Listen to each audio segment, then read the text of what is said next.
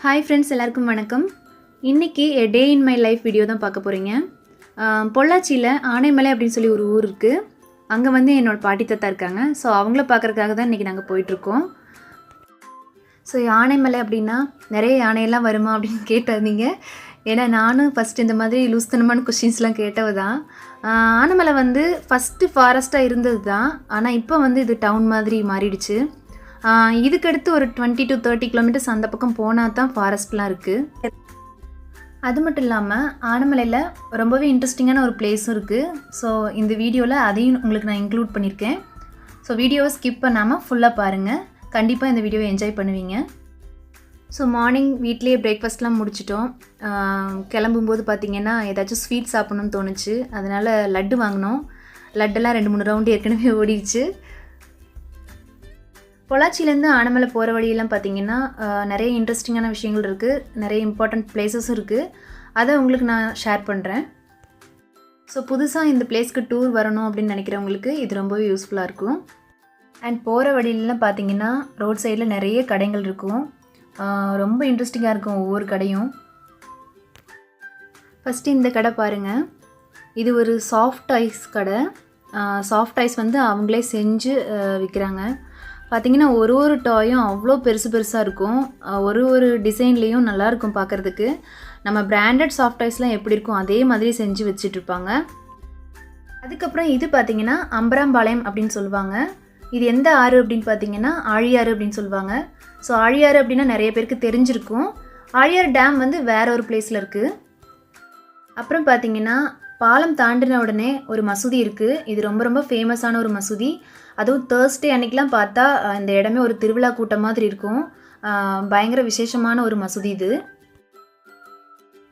அதுக்கப்புறமா பார்த்திங்கன்னா போகிற வழியிலலாம் நிறைய இந்த மாதிரி இளநீ கடை, நுங்கு கடை, அப்புறம் கரும்பு ஜூஸ் கடை, அப்புறம் வந்து வண்டியிலலாம் வந்து சின்ன மெஸ் மாதிரி வச்சு நடத்துவாங்க.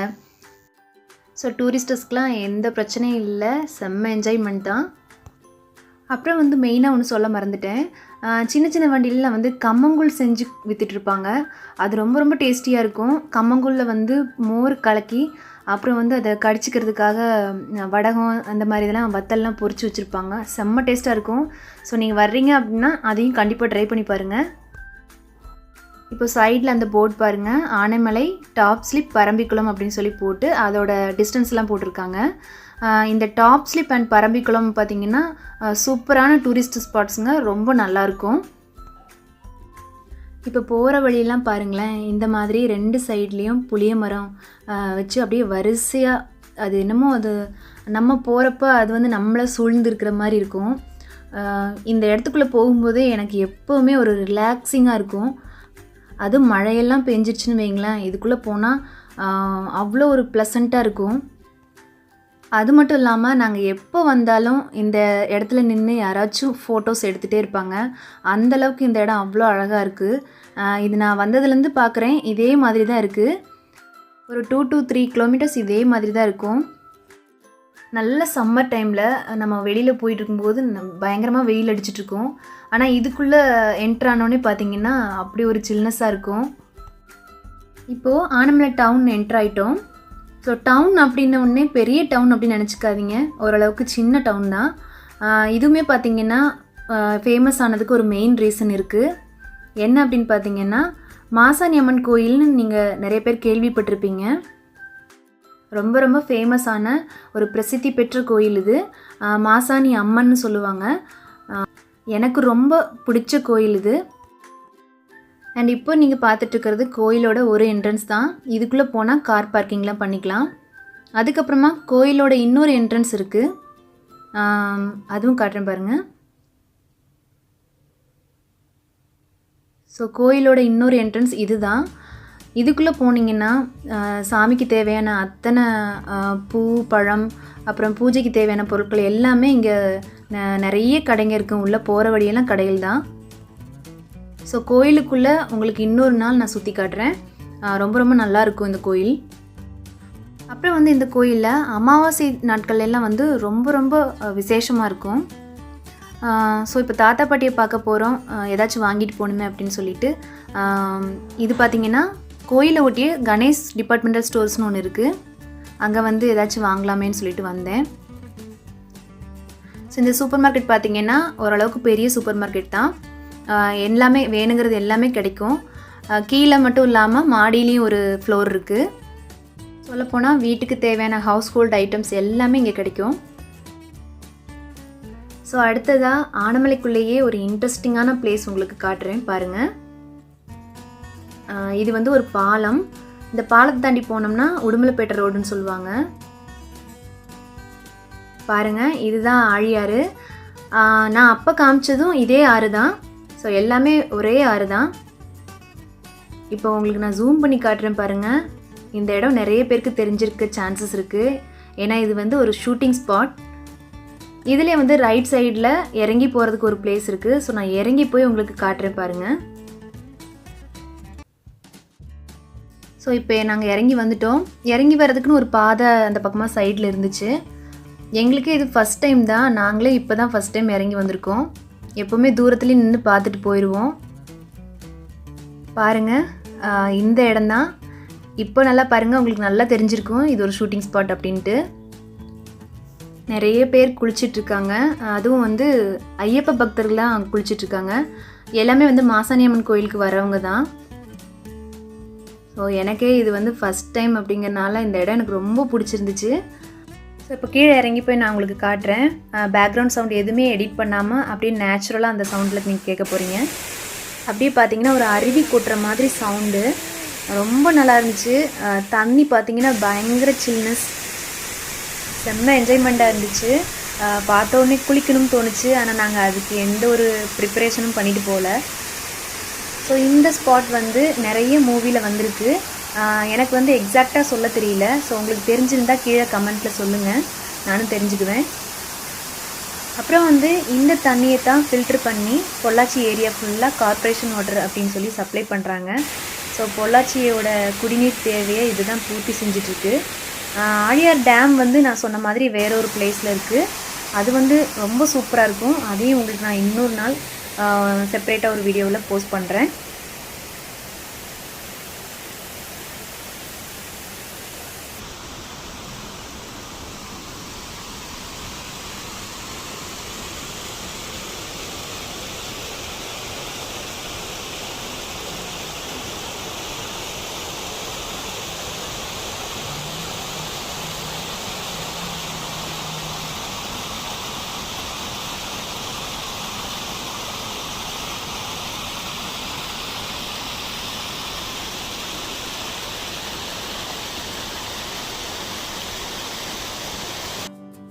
இப்போ வந்து தாத்தா பாட்டியை பார்க்க போகிறோம்.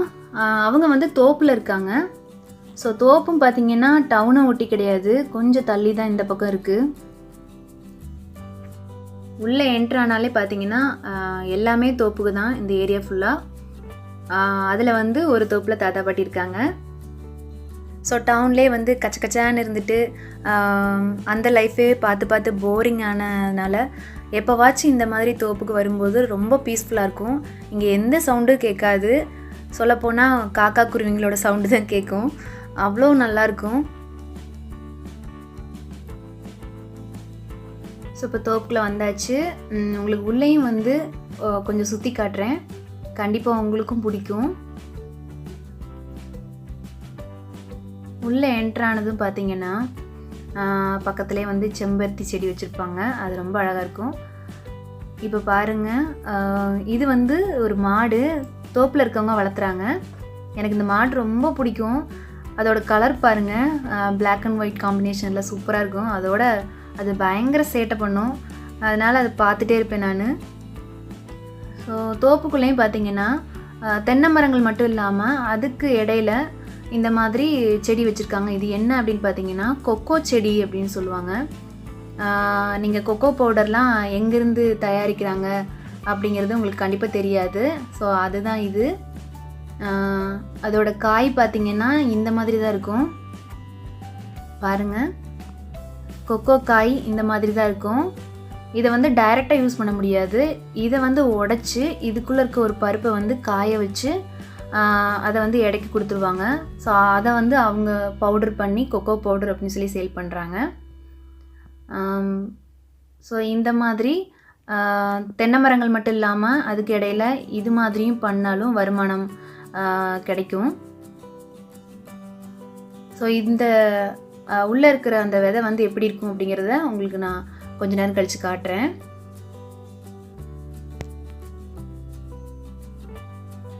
அதுக்கப்புறம் பார்த்தீங்கன்னா இது கிணறு. மேக்ஸிமம் இந்த கிணறு எப்போவுமே ஃபுல்லாக இருக்கும். மழை நேரத்துலலாம் பயங்கர தண்ணி இருக்கும். ஆனால் இப்போ கொஞ்சம் ஒரு 1 மந்த்தாக மழை இல்லை அப்படிங்கிறனால தண்ணி கொஞ்சம் கீழே போயிருக்கு.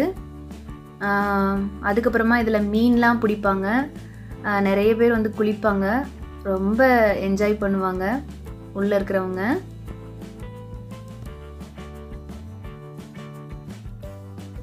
அப்புறம் வந்து வீட்டை ஒட்டியே பார்த்திங்கன்னா இந்த மாதிரி கொய்யா செடி, அப்புறம் சப்போட்டா செடி,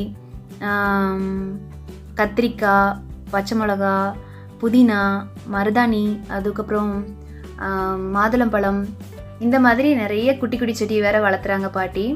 நல்லா மெயின்டைன் பண்ணிப்பாங்க. மாடு கூட இருக்குது. அப்படி இருந்தாலும் எதையுமே வந்து கடிக்க விடாமல் பயங்கர கேரிங் எல்லாத்துலேயும். இந்த சப்போட்டா பழம் பார்த்திங்கன்னா ரொம்ப டேஸ்ட்டாக இருக்கும். ஸோ இதுதான் வந்து கொக்கோ காய்க்குள்ளே இருக்கிற அந்த பருப்பு. கொக்கோ காயை வந்து உடச்சி உள்ளே இருக்கிற பருப்பை இந்த மாதிரி காய வச்சு இது நல்லா காஞ்சதுக்கப்புறமா கொண்டு போய் எடைக்கு போட்டுருவாங்க.